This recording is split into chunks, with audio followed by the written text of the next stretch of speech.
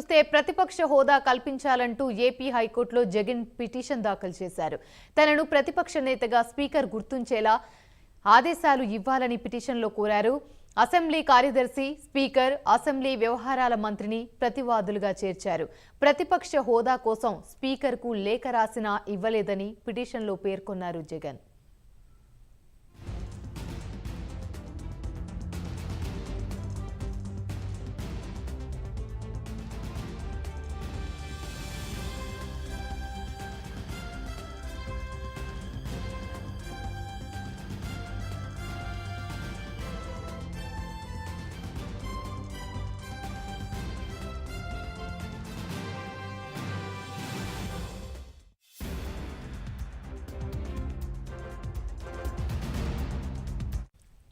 ప్రతిపక్ష హోదా కల్పించాలంటూ ఏపీ హైకోర్టులో జగన్ పిటిషన్ దాఖలు చేశారు. తనను ప్రతిపక్ష నేతగా స్పీకర్ గుర్తించేలా ఆదేశాలు ఇవ్వాలని పిటిషన్లో కోరారు. ఇక ఇదే అంశానికి సంబంధించి మరిన్ని వివరాలు మా ప్రతినిధి మధు అందిస్తారు. మధు, చెప్పండి. Thank you Yamini. ప్రస్తుతం చూసుకుంటే కనుక జగన్మోహన్ రెడ్డి ప్రతిపక్ష హోదా కావాలని ఏపీ హైకోర్టులో పిటిషన్ దాఖలు చేశారు. అయితే కనుక తన ప్రతిపక్ష హోదాగా ప్రతిపక్ష నేతగా కూడా స్పీకర్ గుర్తించాలి ఆదేశాలు ఇవ్వాలని కూడా ఈ పిటిషన్ పేర్కొనడం జరిగింది.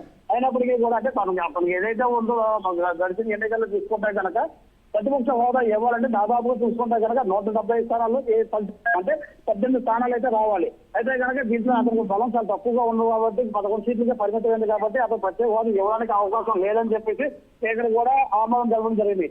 అయితే కనుక ఇప్పుడు కొత్తగా చూసుకుంటే కనుక హైకోర్టు ఆశ్రయించడం హైకోర్టు తీర్పు ఏ విధంగా ఇస్తున్నా తెలుసుకోవాల్సిన అవసరం ఉంది. అదే కనుక ప్రతిపక్ష హోదా ఏ విధంగా ఇవ్వాలి ఏంటని చూసుకుంటే కనుక రాజ్యాంగ ఆర్టికల్ 1977, 168, 221 వరకు చూసుకుంటే కనుక అంటే ప్రతిపక్ష హోదా ఎవరికైతే ఉన్నదో అపోజిషన్ పార్టీకి అంటే ఎల్ఐసీ కావచ్చు, వాళ్ళకి కావాల్సిన సౌకర్యాలు కానీ దాని నిమిత్తం కానీ కనీసం 10% హోదా ఉంటేనే వాళ్ళకి ప్రతిపక్ష హోదా ఇవ్వాలని చెప్పి ఆ రాజ్యాంగంలో కూడా 1997 ఆర్టికల్లో కూడా రాసింది. అయితే ప్రస్తుతం చూసుకుంటే కనుక మరి ఈ విషయం జగన్మోహన్ రెడ్డి తెలియదు అంటే కనుక అన్ని తెలిసింది కూడా తనకు ప్రతిపక్ష హోదా ఇవ్వాలి అన్నారు. అయితే కానీ ప్రస్తుతం ఏపీ అసెంబ్లీలో చూసుకుంటే కనుక ప్రతిపక్ష హోదా జనసేన పార్టీకి మళ్ళీ అంటే కుటుంబం ఉంది కాబట్టి ప్రతిపక్ష హోదా కింద రాదు కాబట్టి తర్వాత పార్టీ వచ్చినప్పటికీ వైసీపీ పార్టీ అది 11 సీట్లుగా పరిమితం. అది అతను మామూలు సాధారణ ఎమ్మెల్యే మాత్రమే కానీ ప్రతిపక్ష హోదా అన్నది ఎవరు ప్రతిపక్ష నేతగా కూడా గుర్తించడానికి కూడా చెప్తా ఉన్నారు. ఇదే అంశం చూసుకుంటే కనుక 1977 కూడా చూసుకుంటే కనుక కాంగ్రెస్ ఘోర పరాజయం పాలైంది. అలాంటప్పుడు కూడా చూసుకుంటే 10% ఓట్లంటే కనుక పార్లమెంట్ లో 52 సీట్లు రావాలి. అంటే 52 తక్కువ వచ్చింది కాబట్టి ఆ రోజు కాంగ్రెస్ పార్టీకి కాంగ్రెస్ పార్టీకి కూడా ప్రతిపక్ష హోదా ఇవ్వలేదు. అయితే ప్రస్తుతం చూసుకుంటే 2014లో కూడా ఏంటి బీజేపీ ప్రభుత్వం కాంగ్రెస్ కూడా అప్పుడు ఇవ్వడం కూడా జరగలేదు. అంటే చూసుకుంటే కనుక గతంలో చరిత్రలో చూసుకుంటే కనుక రాజ్యాంగ ఆర్టికల్స్ లో కానీ ఏదైనా చూసుకున్నప్పటికీ కూడా ప్రస్తుతం జగన్మోహన్ రెడ్డికి ప్రతిపక్ష హోదా కానీ ప్రతిపక్ష నేత కానీ గుర్తించే అవకాశాలు లేవని మాత్రం చెప్పుకోవచ్చు.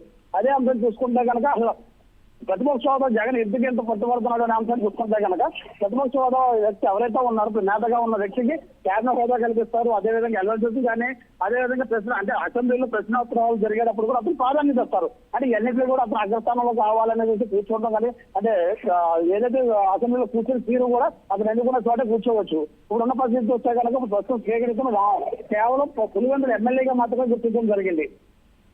అదే దీన్ని బట్టి చూసుకుంటే కనుక ప్రస్తుతం హైకోర్టుకి వెళ్ళినా కూడా సుప్రీంకోర్టుకి వెళ్ళినా గతంలో కాంగ్రెస్ సుప్రీంకోర్టు ఆశ్రయించదు. సుప్రీంకోర్టు కూడా ఇదే అంశం చెప్పింది. స్పీకర్ విషయంలో మాత్రం మేము జోక్యం చేసుకోము, ఏదైనా అంతిమ తీర్పు స్పీకర్ గా ఉంటుందని కూడా తీర్పు ఇవ్వడం జరిగింది.